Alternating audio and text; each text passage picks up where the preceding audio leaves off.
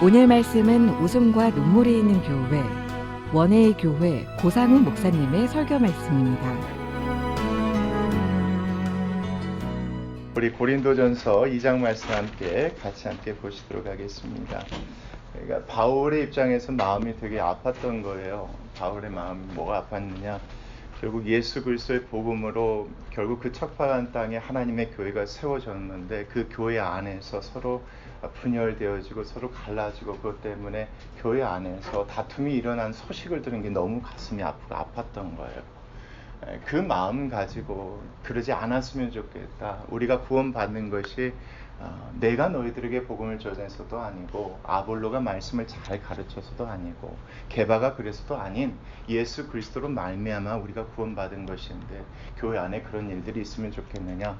그러면 안 되지 않겠느냐? 이런 가슴 아픈 마음으로 고린도전서를 써 나아갔던 겁니다.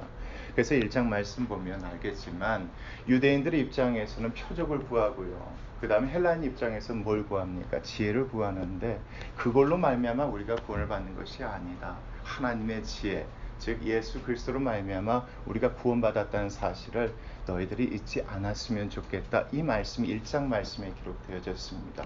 그 말씀 가지고 2장 말씀이 계속 연결되어져서 얘기하는데 곧 하나님의 지혜로 구원받았다는 것이 무엇이냐? 너희들 알다시피 이거지 않느냐 하면서 이 말씀을 하는 것이 2장 말씀입니다. 그 말씀 보시면서 우리 함께 은혜 나눴으면 좋겠습니다. 2장 1절이요. 형제들아 내가 너희에게 나아가 하나님의 증거를 전할 때에, 여기서 말하는 하나님의 증거는 뭐겠습니까? 예수 그리스도시겠죠. 예수님이 그리스도시라는 사실이겠죠. 증거를 전할 때에 말과 지혜의 아름다운 것으로 하지 아니하였는지 너희들이 알지 못하느냐 이겁니다. 여기서 말과 지혜는 뭘까요? 내가 너희를 말을 잘해서 정말 뛰어난 웅변 실력으로 내가 너희들을 설득한 것이 아니라 아니면 너희들이 알지 못하는 정말 숨겨져 있는 어떤 신비한 것들을 내가 알아내어서 내가 너희들에게 그것을 가르쳐서 너희들이 그리스도인이 된 것이 아니지 않느냐. 이 말씀인 겁니다. 내가 처음에 너희들에 나아갔을 때 무엇만 전하지 않았느냐? 하나님의 증거, 예수 그리스도만 전하지 않았느냐? 내가 말을 잘해서 너희들이 구원받았느냐? 그거 아니지 않느냐? 내가 전하는 것이 다른 사람들이 이야기하는 것처럼 다른 사람들이 이야기하지 않는 것들, 신비한 것들을 발견해서 내가 너희들에게 그걸 전했기 때문에 너희들이 그리스도인이 된 것도 아니지 않느냐? 이 말씀인 겁니다. 계속 보겠습니다. 아니하였나니 내가 너희 중에서 예수 그리스도와 그가 십자가에 못 박히신 것 외에는 아무것도 알지 아니하기로 작정하여서 내가 너희들에게 갔을 때 하나님의 증거만 전했었다 이겁니다. 말과 지혜가 아니라요. 자, 그렇게 작정했던 이유가 있죠. 3절 보겠습니다. 내가 너희 가운데 거할 때에 내가 어쨌답니까? 약하고 두려워하고 심히 떨었기 때문에 내가 하나님의 증거 외에는 어떤 것도 알지 못하고 증거하지 않기로 이야기했다고 합니다. 근데 우리가 지난 시간에도 잠깐 얘기했듯이 고린도 교회에 복음을 전한 사람이 누굽니까?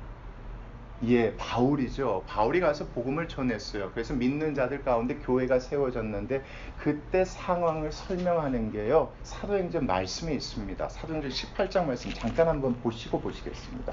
그래야 이 상황을 조금 이해하실 수가 있으십니다. 사도행전 18장 말씀 한번 보시겠습니다. 18장 1절 말씀 보겠습니다.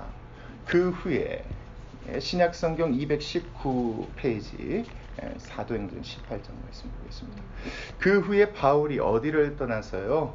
아덴이요, 그리스 아테네를 떠나서 고린도에 이르렀습니다. 고린도에 이르렀는데 계획 가운데 이루는 것이 아니라 지금 이 가운데서 쫓겨나면서 복음을 전하다가 결국 고린도에 이르게 되어졌다는 겁니다. 근데 17장 말씀 조금 이따 다시 한번 보시겠지만 아덴에서 복음을 전할 때 그 복음 자체가 잘 전해지지 않았어요.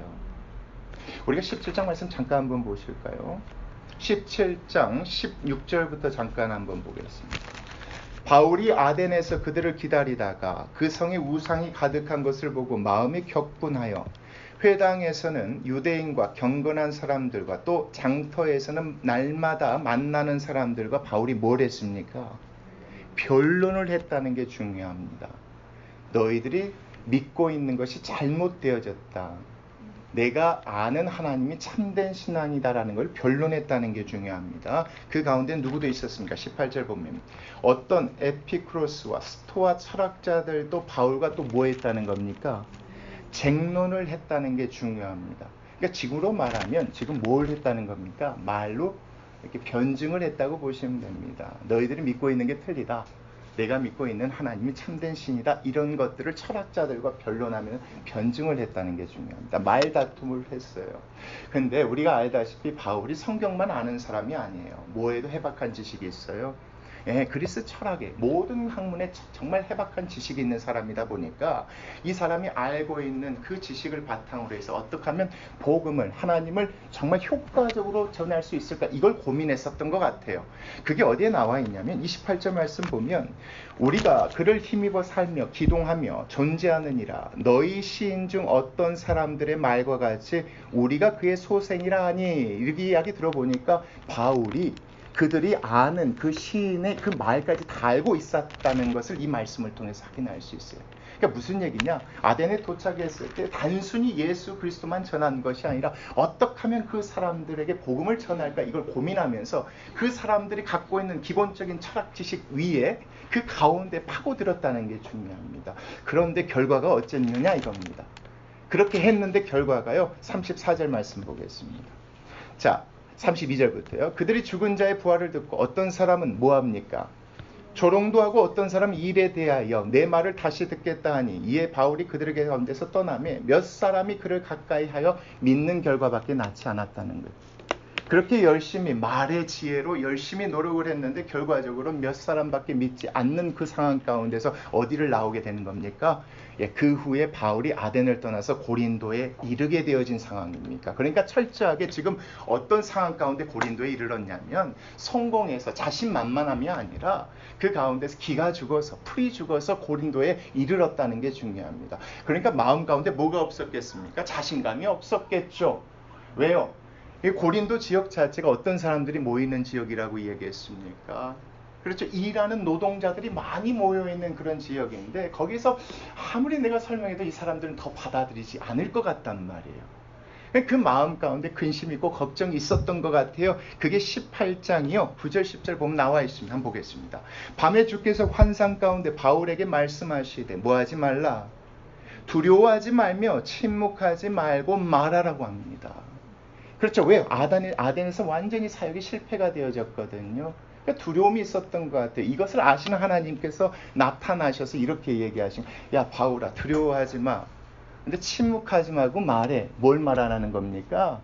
예수님 복음만을 전하라는 거겠죠. 그러면서 보겠습니다. 내가 너와 함께 있으며 어떤 사람도 너를 대적하여 해롭게 할 자가 없을 것이니 이는 이 성중에 내 백성이 많음이라 하시더라. 1년 6개월을 머물며 그곳에서 말씀을 가르쳤더니 어떤 교회가 세워졌게 된 겁니까?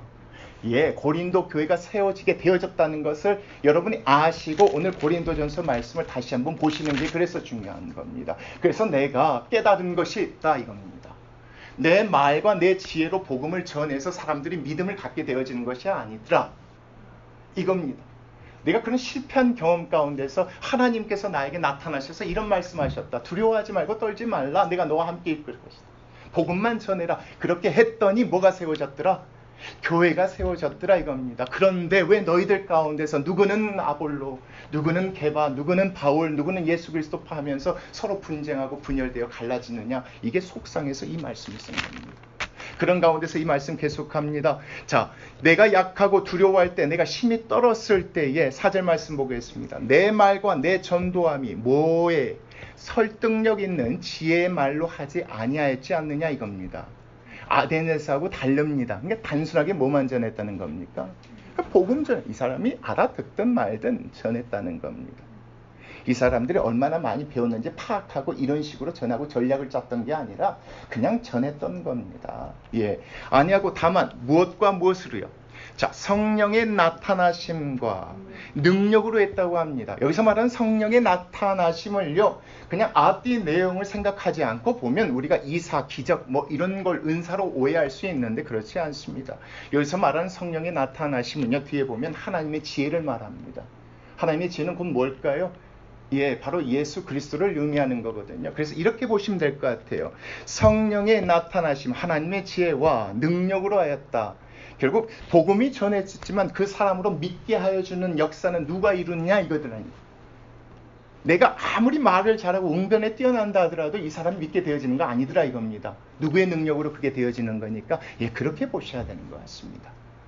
그러니까 성령의 나타나심과 능력이라는 것은 뭐냐면 하나님의 그렇죠. 그 지혜 예수 그리스도를 전했을 때에 성령님께서 역사하시더라. 그걸 내가 어디에서 경험했지 않느냐? 예, 내가 처음 그곳에 가서 복음 전할 때 이걸 경험했지 않느냐 이 얘기를 하는 겁니다. 그런데 왜 너희들 가운데 자꾸 사람을 내세워서 그러느냐 이겁니다. 자, 5절 보겠습니다. 너희 믿음이 무엇에 있지 아니하고요 사람의 지혜, 다시 말하면 2장 1절 말과 지혜의 아름다운 것에 있지 아니하고 다만 무엇에 있다? 하나님의 능력, 곧 4절에 나와 있는 성령의 나타나심과 성령의 능력에 있게 하려 하였노라 라고 이야기합니다. 결국 이것이 너무 안타까웠고 너무 아팠던 것 같아요. 누가? 바울이요. 이걸 잊어버린 것 같아요. 처음에 그랬는데 이걸 잊어버리고 자꾸 그 가운데 사람에 의해서 갈라지는 거 보니까 안타까워서 다시 생각하게 해주려고 이 1절 5절 말씀을 다시 언급한 겁니다. 그 관점에서 6절 말씀 보셔야 됩니다. 그러나 우리가 온전한 자들 중에서는, 여기서 말하는 온전한 자들이란 구원받은 사람들을 얘기하는 겁니다.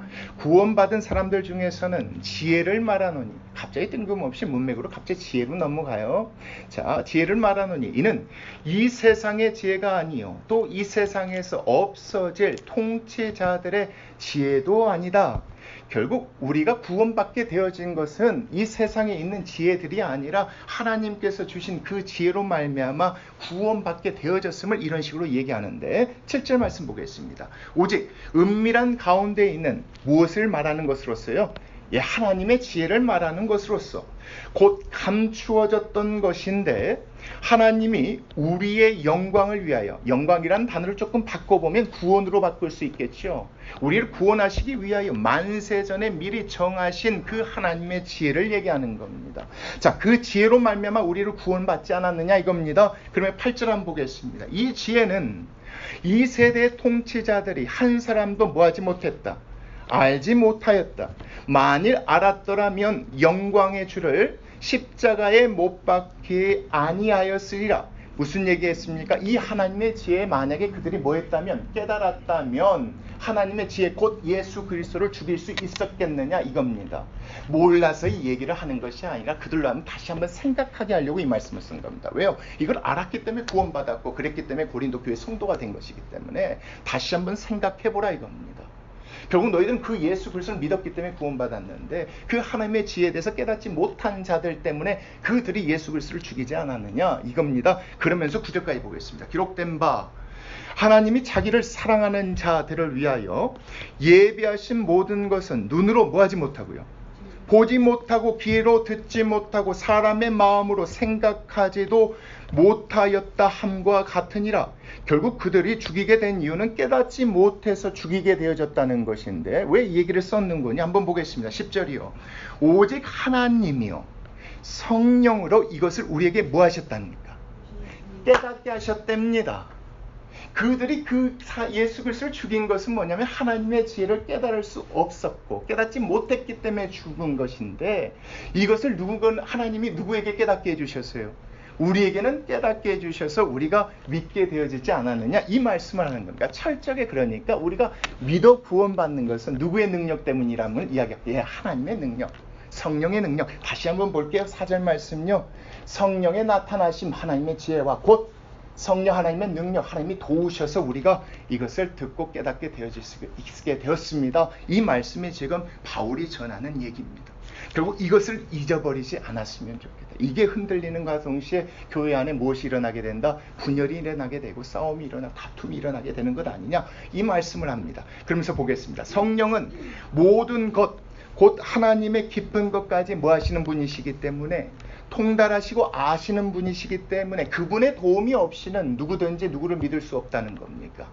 하나님을 믿고 하나님께 나아갈 수 없고 구원받을 수 없다는 것을 이 얘기하려고 하는 겁니다. 여러분, 여기에서 생각이 조금 다른 쪽으로 흘러가지 아니하도록 조금 조심하셔야 됩니다. 여기서 바울이 얘기하고자 하는 것은 이 구원이 모든 하나님의 역사라는 이 얘기를 하시고자 하는 것이지 다른 부분을 얘기하고자 하는 것이 아닙니다. 왜냐하면 우리가 흔히 이런 생각 들어요. 그럼 이 사람이 믿어 구원받지 못하면 하나님이 도와주지 않아서 믿지 않고 구원받지 못한다는 이런 생각을 가끔 할 때가 있어요. 이것 때문에 하나님께서는 그러면 창세전에 구원받을 사람을 이미 택해 놓으셨고 버릴 사람들을 하나님께서 택해 놓으셨다, 이런 생각을 할 수가 있어요. 이런 생각까지 나아가지 마시게요. 오늘 이 말씀에서는 그 얘기하려고 하는 것이 아니라 무슨 말씀입니까? 하나님께서 전적으로 지혜 주시고 성령 능력 주셔서 우리가 구원받게 되어졌음을 이 얘기하시려고 하나님께서 이 얘기를 하신 겁니다. 그러면서 계속 보겠습니다. 자, 11절이요. 사람의 일을 사람의 속에 있는 영 외에 누가 알리요?